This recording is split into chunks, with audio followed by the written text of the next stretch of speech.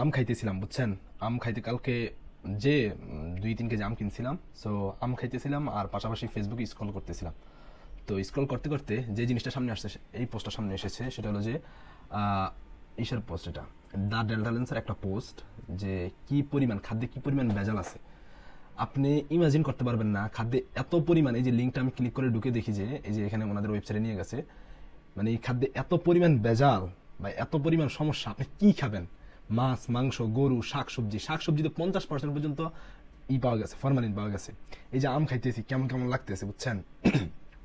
মানে আমগুলা, এই যে দেখেন, আপনি একটু কাছে নিয়ে দেখে আপনাকে, এই যে দেখেন সাদা সাদা হয়ে রয়েছে, কেমন কেমন লাগতেছে, বুঝছেন? এই যে ফরমালিন দেখেন কি হয়ে রয়েছে, এগুলো কি ফরমালিনের কারণ হয়েছে?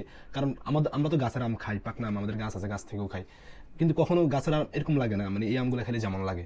কিন্তু তারপরও থাকি, দেখা যায় যে দেশে এরকম সাধারণত মানে খুব বেশি ফরমালিন ছাড়া আম পাওয়া যায় না। কি করা যায় আল্লাহ ভালো জানে। ভবিষ্যতের, আমাদের ভবিষ্যৎ প্রজন্মের স্বাস্থ্যের যে কি অবস্থা হবে, কে যে এটা বাঁচাবে, কে যে মানে এর প্রতি খেয়াল নিবে, আল্লাহ ভালো জানে।